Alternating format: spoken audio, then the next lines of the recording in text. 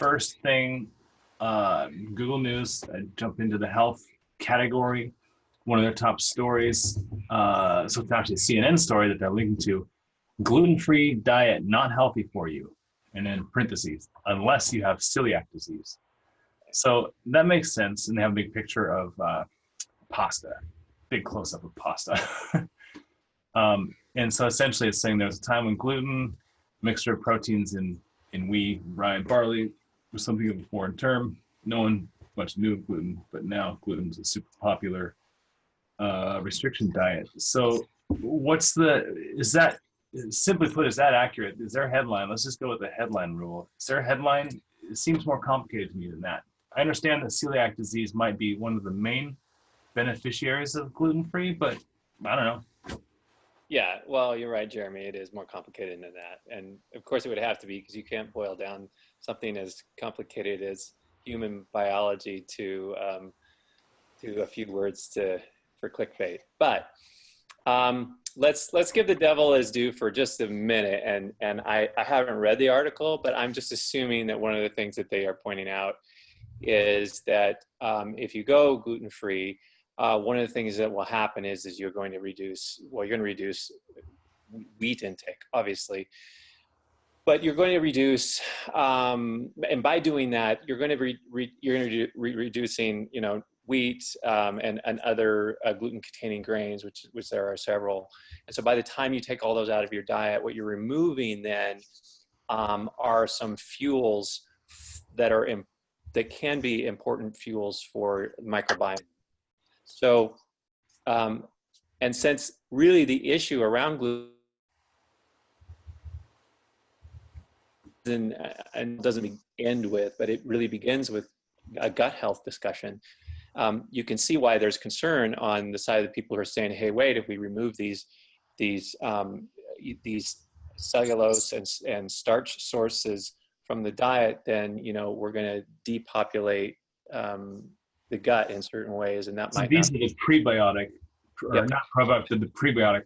They're the meals of the probiotics. Yep, exactly. So the concern is that you're removing the probiotic, the prebiotic foods for the probiotics in your gut, and as if there was no other ways to feed the microbiome in the gut. And I think that's really then the next question is are gluten-containing grains the only way to do that? And of course the answer is no. I mean, there's lots of different ways to do it, but what happens is, particularly when people start picking up on a gluten-free diet, it's not that they go gluten-free as part of a more comprehensive way to get healthy.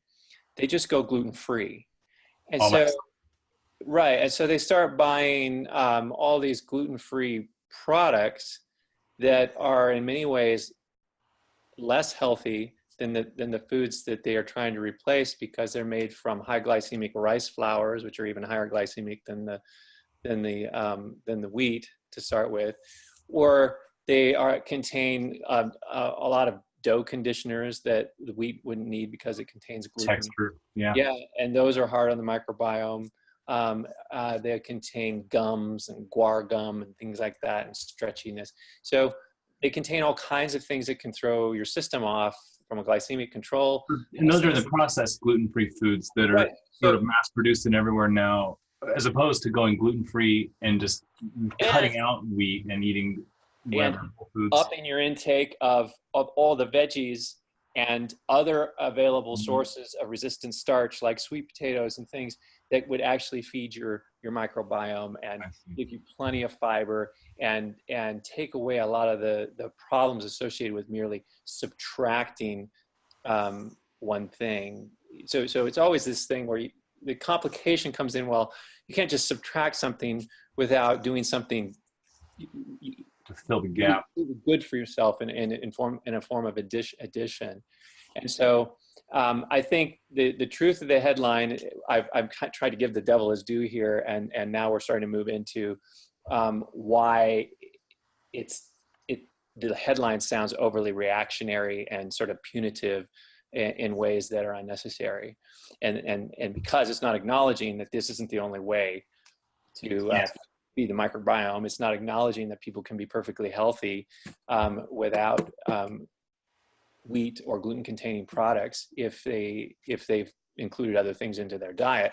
The problem is that the entire Western edifice of industrialized food depends on very few crops. Wheat is one of them.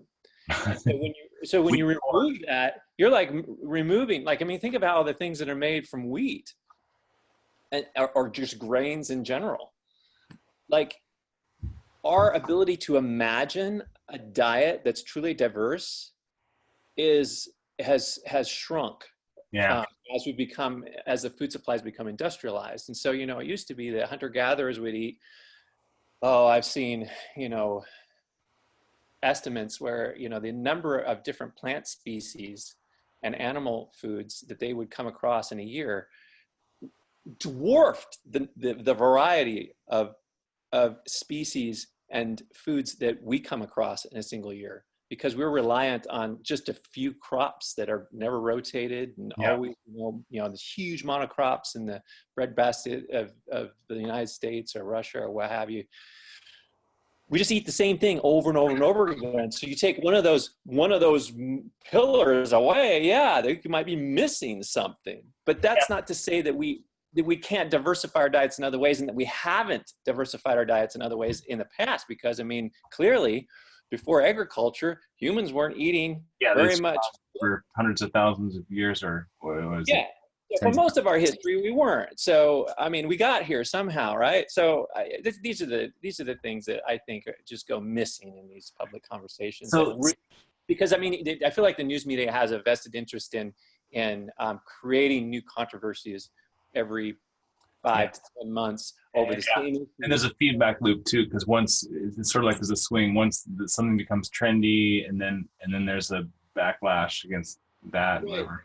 I bet just whatever publication this was, if you go back 5 years, or they were piling on to adding to the bandwagon, gluten-free craze fuel, right? Because that was what the news peg was for the time. Well, now the news peg is reactionary, because that's just so. That leads to one more question I had on that, or one more point. So the point is well said about removing gluten and then adding a bunch of gluten-free processed packaged foods. That's a bad move.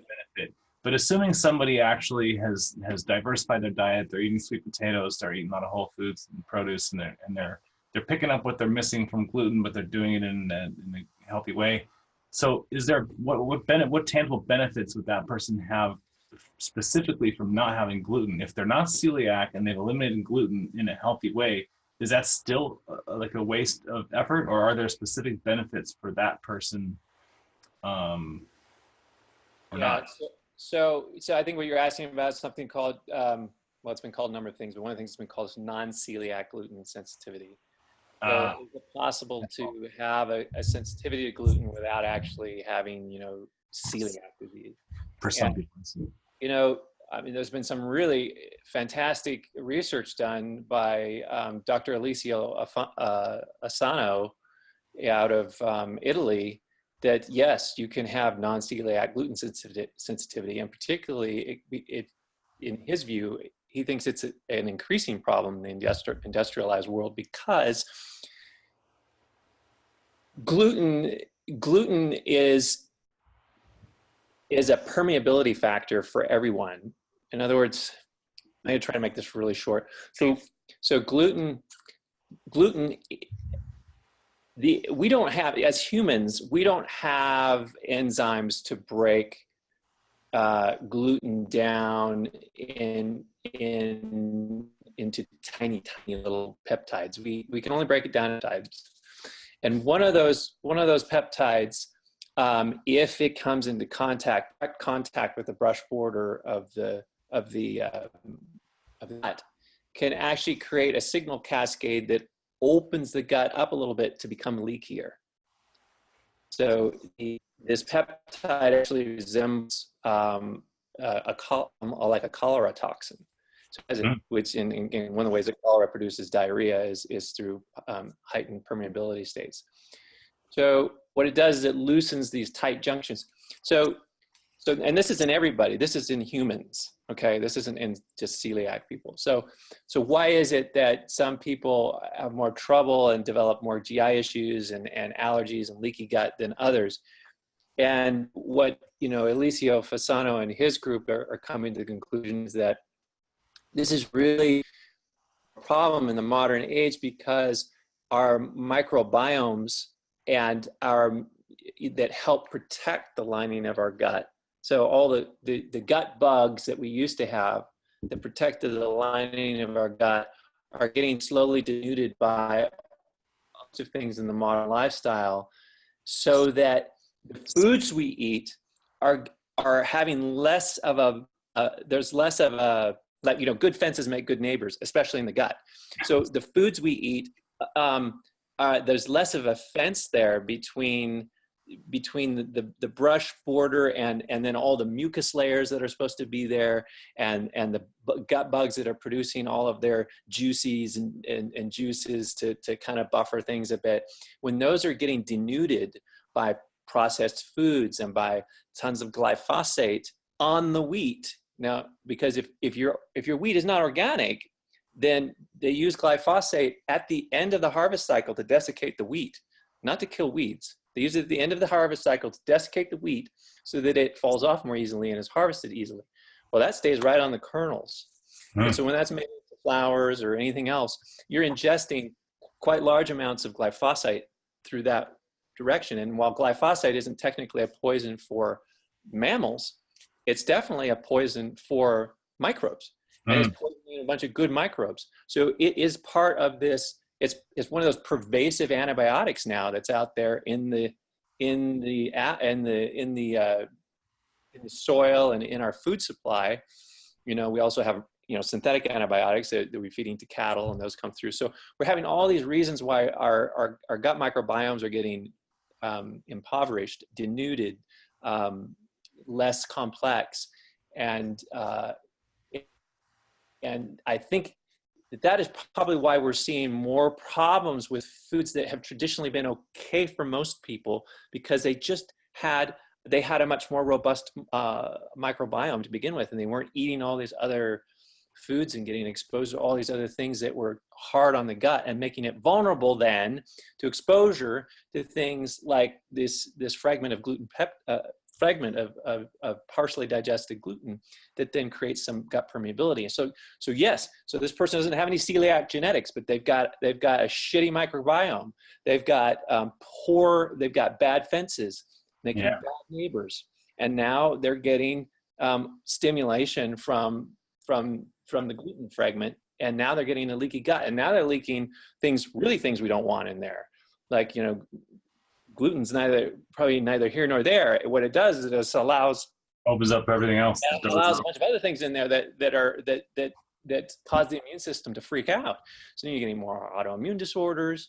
You're getting this constant low-grade stimulation of the immune system, so that its baseline sort of default setting becomes more hypervigilant and gets turned up to 11. You're in this low-grade cytokine storm all the time. It's not good. Yeah, so it's a real contradiction, though. Like you're saying in the beginning, the gluten or the wheat provides the prebiotic fuel for the gut biome. But then so you don't want to lose out on that. That's an important piece. But then if you're sensitive to this leaky gut scenario, then that's then the benefit. Obviously, that's like, which one is it? It's very complicated. It's probably helpful to just give a personal example, because the way we deal with wheat in our own family is nuanced. So I'll just go there. So I've had struggles with gut dysfunction for years, and turned out to be leaky gut by various measures. I also genetically don't produce very much secretory IgA. So if you look at my genes for the mucus traps in the gut, if you will, that kind of trap antigens and things that I don't produce very much. So I'm already don't make very good fences down there. And then I had lots of antibiotics as a kid, and kind of nuked my microbiome. I wasn't breastfed. I didn't get fed the probiotics, excuse me, the prebiotics in breast milk that help the microbiome take off and flourish and form a dense rainforest like ecosystem down there. I didn't get any of that. So I had all these reasons for not having a good fence there in front of my actual epithelial, my actual absorption layer. So wheat was just always a problem for me. Like the more wheat I ate, the worse I felt, it was just terrible. And it took me years to figure it out. When I finally figured it out and went off wheat, I did a lot better. Now my kids have been raised much differently. They may have some of the genetic predispositions to low secretory IgA, but they haven't had tons of antibiotics. They've all been breastfed. They have better GI health to begin with. And so what I tell them is like, look, if you're going to eat wheat, it has to be organic. So at least you're not ingesting glyphosate along with it, which is going to denude your microbiome rather than build it up. And so that's how we deal with it. And I don't eat wheat or wheat products, because I'm still sort of limping back to GI health after having destroyed for many years. But since they're at a different baseline and starting off better, they eat organic wheat, and that's the stipulation. Yeah, I see. Just to move back then, so we always talk about the what is it? Body. It's your tag phrase. Body health is mind health, or how? Body care is brain care. Body care is brain care. So to loop this back then, with it seems like all of this is not even specifically around gluten, but around the gut biome and how that is affected by gluten and other things. And then ultimately, so like just to get back into the topic that we cover a lot, that affects much more than just your gut, right? Like it involves your whole body. Yeah, and most people know that intuitively because we're always talking about I had a gut feeling of this and a gut feeling of that, and we literally mean that. I mean, the language reflects the biologic reality that the gut produces 80% of the serotonin in the body, and if your gut is feeling bad, your mood usually goes right along with it. So however your gut's doing, that's oftentimes people at least are able to connect their moods with the way their gut is doing.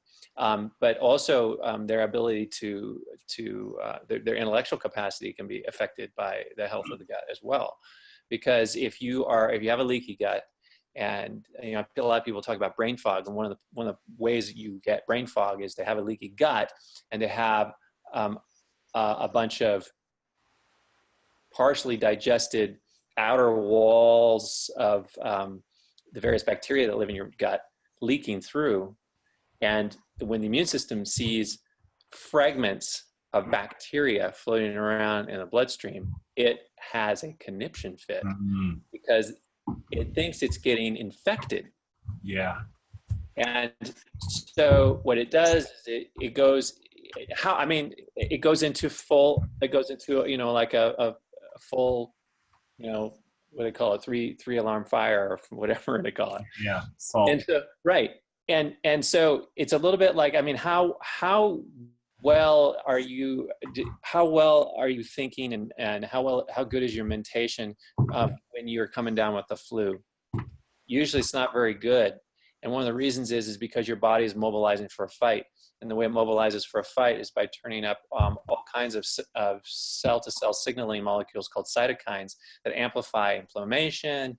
And, it's a very fiery time.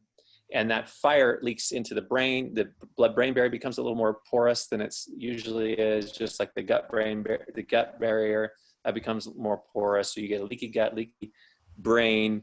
You get all of these things leaking into this area that needs to be super pristine in order for you to think clearly, and you just stop thinking clearly. So the health of the gut doesn't just affect your moods, and that's intuitive. It also affects your ability to think, and that's where a lot of brain fog comes from. Is from the gut. Yeah. Well, I think that covers it. I want to keep these simple and to the point. So, we will do this again. But thanks a lot for your time. A lot of Yeah, information. Appreciate it. yeah, you bet. That was great. All right.